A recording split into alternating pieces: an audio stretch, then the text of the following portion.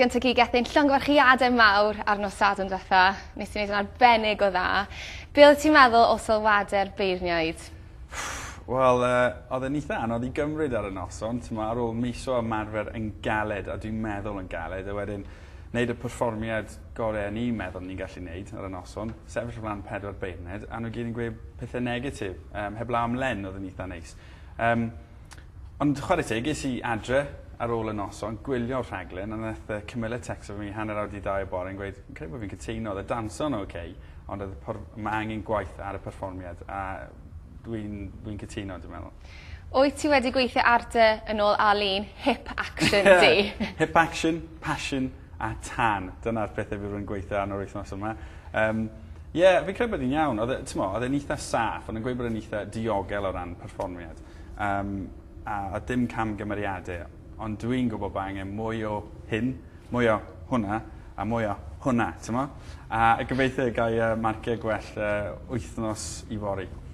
Faint o negeseuon text ges ti cyn ac ar ôl dy berfformiad di? Mae'n rhaid fi weid, ar y noson, ar ôl perfformio am y tro cynta, ar ôl wneud y perfformio cynta, a cael sylwadau'r beirniaid, o'n i'n eitha isel fy ysbryd. Nes i nôl i'r stafell gwisgo, a'n edrych ysyn yn ffôn, a gen i dros 50 o negeseuon.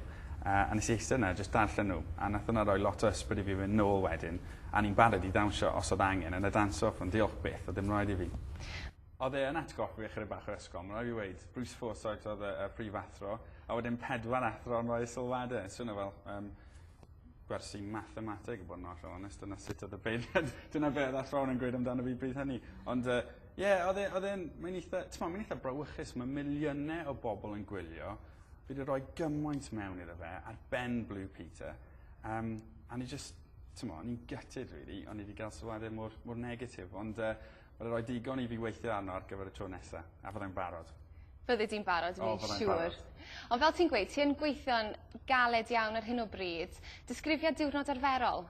Wel, mae Uned5 yn debyg i Blue Peter. Oedd Uned5 oedd gymaint o amrywiaeth yn be ni'n neud. Blue Peter yn un peth, mae jyst yn Saesneg. A un diwrnod falle ni'n chwarae rygbi gyda tîm rygbi Cymru yn Nont, a wedyn diwrnod nesaf a ni'n neud ffilm am ymladd tan. Nes i golli 10 pwys o bwysau pan ni'n neud y ffilm achos o'r gwisg a phopeth. A wedyn sioe byw, mae'n gallu bod yn stressful yn dyn nhw. A wedyn dod i ymarfer gyda Camilla, 8 o'r gloch yn nos ambell waith. A ys dim os dy hi bod fi wedi bod yn gweithio'n galed, mae hi eisiau 100%. 5, 6, 7, 8 a bant yn ni.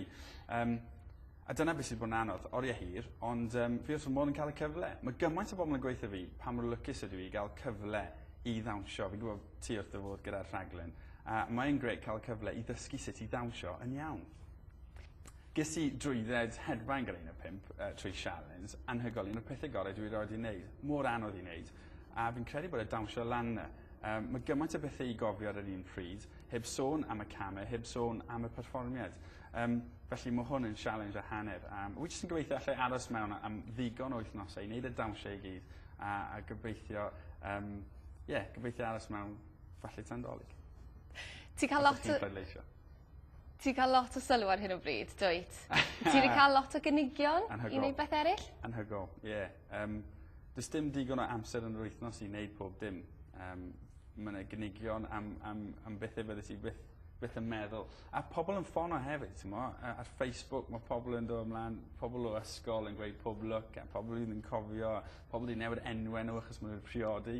Mae'r ymateb wedi bod yn anhygol. A dyna un o'r pethau mwyaf anhygol nos Sadwrn, o'n i'n wir yn meddwl bod fi'n mynd allan, a y cyhoedd, pobl yn tecsio am ffonio yn cadw fi fewn. Yn ogystal â ffrindiau a teulu oedd yn ffono 10 gwaith yr awr, oedd pobl jyst i pigo lan y ffôn a pleidleisio. Mae hwnna yn deimlad anhygol. Fydde ti ddim yn cystadlu nos yfory, ond mi fydde ti yn dawnsio? Ie, mae nos yfory yn gyfle i ymarfer y pethau dwi angen ymarfer y gyfer wythnos nesaf. Fi'n siŵr bydd y beirniad yn gwylio, ond ni'n cael y noson am ddim mewn ffordd.